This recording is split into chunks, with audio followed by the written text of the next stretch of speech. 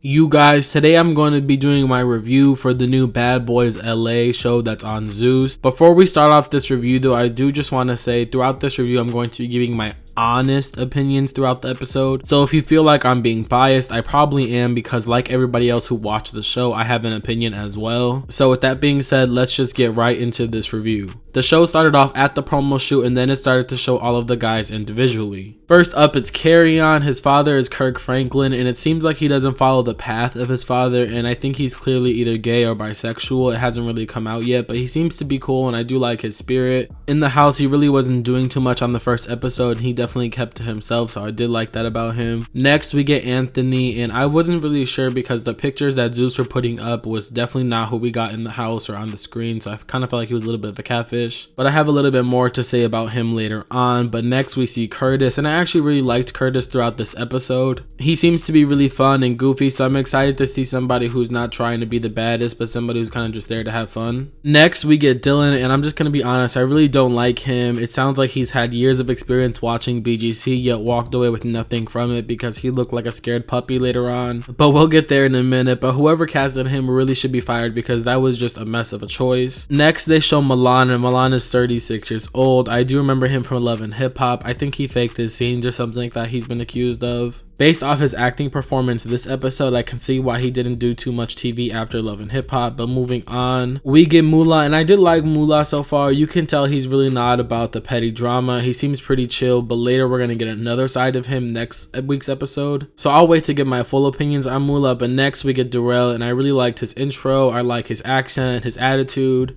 I actually really liked Darrell this episode, even though he was doing a lot throughout, which we'll talk about in a minute. I think he was a really good pick and I was surprised by that. William, I don't really like him so far. He seems to be a little bit delusional to me, but you know what? If he wants to believe, he's thick or some Billboard charting artist, bless his soul. Moving on from him, we go to Gutta, and I actually really liked Gutta this episode. I don't think he was doing too much for me, but he also wasn't scary either, so he's probably going to be one of my favorites this season. I also want to point out that I really did like this Bad Boys LA intro. The song was cool and I liked their cameos on the screen. But where the show really started was at the promo scene, and it looks like it was a problem between Andrew versus Milan. Again, I hate when Zeus puts like no type of context to why people are fighting and they just show the middle of an argument. No black screen with an explanation or anything, just started showing Andrew and Milan going at it. But Andrew was just doing the most, calling people broke. I personally think he looked a mess. I don't even know why he was casted, but I think how Zeus handled him later on in the episode was extremely unprofessional, and I think it was more of a bad look on their behalf. But moving on from Andrew being annoying and running his mouth, they move on to the photo shoot, and Andrew is still going on. The scene was kind of long to me, and they were all just trying to do the most, and you could tell they were all trying extremely hard. After Andrew caused all of that drama, he wanted to leave and disappeared, but Dylan was acting like he was big and bad, and later on in the episode we'll see he definitely lied about that. But Andrew ended up deciding that this experience wasn't for him, and he ended up just disappearing and left. Moving on, we see Natalie at the house getting her makeup done. She was pretty useless this entire episode. Her parts were pretty irrelevant. I think that they could have cut all of that out. But anyways, moving past that, the bad boys get on the bus and it was a mess from the beginning. Right off the bat, Mula lets the cast know that he's not gay and he doesn't want people to hit on him, which I think is respectable. You can't be mad at someone for setting boundaries. However, for him to set boundaries and then constantly be grilling Carry-On, it was just super clear that Carry-On was just trying to dodge all of their questions that they were trying to ask him. You can tell he wasn't the most comfortable having that conversation, but everyone really kept trying to push that. But the conversation ends up turning into Dylan and William talking about who's the baddest, and Dylan says that William was talking about him. Honestly, it looked extremely awkward. It was either Dylan was putting on very hard for the cameras and you could see right through it, or somebody told him to do that. It was just very awkward and you could tell he was kind of looking for his little moment, but it was just so uncomfortable to watch. Dylan was trying to throw a punch, but then he backed out the limo and security wasn't even pulling him like that. I don't know, I just think he was the worst cast member. It was extremely cringy. Just send him back to Tennessee. Honestly, the William and Dylan fight was just so awful. They both looked like they didn't want to fight when it came to it, but they were both threatening it, so basically they were just all talk in my opinion. I don't know about you guys, but I was low-key agreeing with Darrell when he told Dylan to hit him or I'm gonna hit you, because you can't be trying to start something in the limo and then get outside the limo talking about, oh, I got him, I hit him and his stuff, but then when it came to having your one-on-one, y'all both look scared. I don't like how they were trying to make it seem like Darrell had jumped in the fight, and then Dylan saying that he wasn't prepared to fight Darrell, but Darrell told him multiple times and gave him multiple warnings. And in my opinion, how I see it is, whether or not you agree with someone's reason to fight you or not, he told you what was going to happen, so you definitely should have got prepared. In Tennessee, he was talking about, we hit you in the face, we do this, but he didn't show that on this episode at all. But since everybody started saying that Darrell jumped in, Darrell ends up running up on William to prove that he wasn't just trying to jump on Dylan and bully him, so he ends up beating William up. William just fights like he's like some 300-pound woman on Jerry Springer, and he's not even that big, but he was just moving extremely slow. William swings once and Darrell already landed like 3 hits in, so I think Darrell definitely won all of his fights. But as Darrell is drunk and trying to fight everybody, Natalie is acting like she's above this, but she acted a mess on her season of Baggers Club and even on Baddies.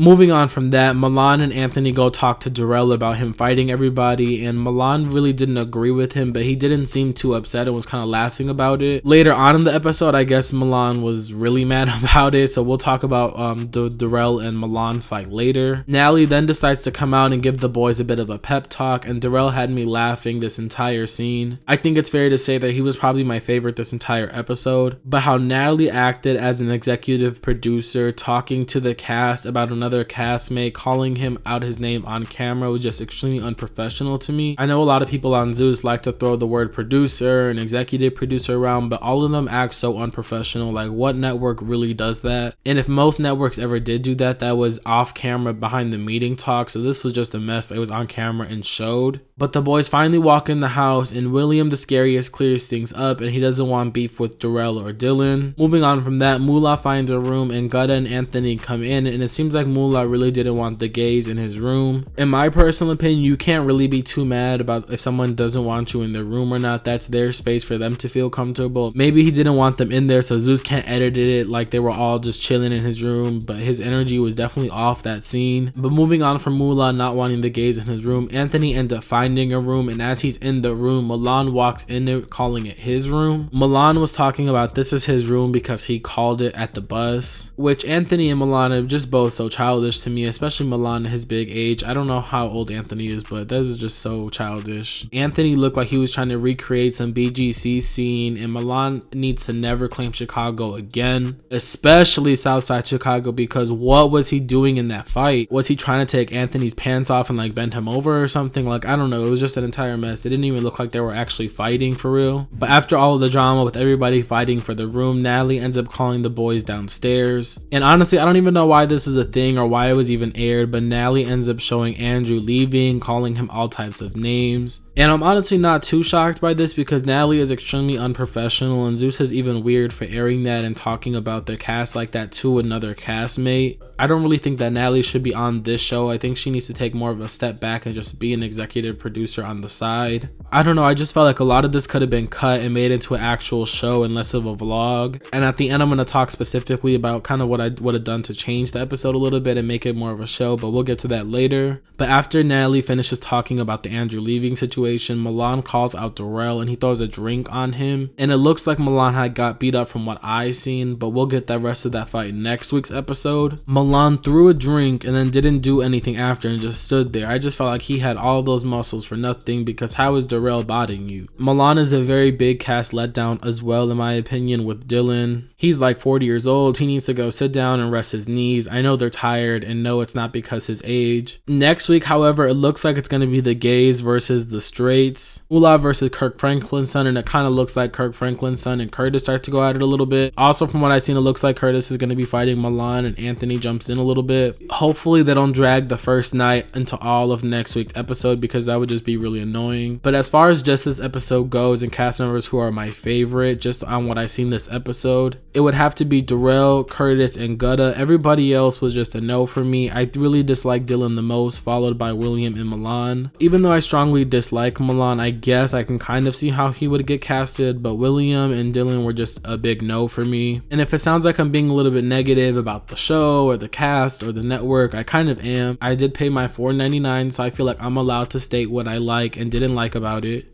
Unfortunately, there were a bit more dislikes, but that's not to say that the season won't get better because this is just the first episode. And to give Bad Boys LA some credit, it is better than Baddies so far, even though I don't think that was a very high standard to beat. And I know I rag on Zeus and some of their shows a bit, but I actually do have some suggestions on what I think would make the show a little bit better. Personally, I think that they should have kept the cast photo shoot argument between Andrew and Milan, and even at the photo shoot, they should have showed a bit of Andrew and him going off on everybody, and even leaving the set. But I feel like after Andrew left, there should have been no more talk of Andrew and we just move on completely. Have a little black screen for about 5 seconds saying Andrew decided to leave the show, blah blah blah, boom, move on. But I feel like since there are no real storylines yet, they were really focused on a lot of irrelevant things like Andrew leaving the show, which aren't going to matter down the line in terms of actual storyline for the show. I think we could have just cut all of Andrew's scenes and them talking about Andrew after and put more in of the actual cast that stood there so we can see more of their personalities. I think it would have been a good idea to introduce the cast, get them in one by one and bring them to the house. This way people can meet each other and have conversations one-on-one instead of in a crowded van when everybody's drunk and yelling, saying that they're the baddest. I think it would have gave Zeus more footage to work with of the cast explaining themselves, asking each other what they do. And the episode really could have been filled up with more information on the cast instead of everybody just in a van yelling and outside yelling who's the baddest. I also think a good idea could have been to celebrate and welcome the cast to the house rather than call them down to talk about another castmate for not coming. Even if they did do that, I don't understand why did we need to see that. I think they really should have just made it a little bit more positive for everybody instead of just such a negative environment. And honestly, it just seemed like there was a lot of tension between the cast before they even got inside the house, when the tension really should have been more of a build up between things that were happening inside the house so we can see it on film. That way we can see more of the dynamic of the house and people switch up once they start to know more about the person that they're living with.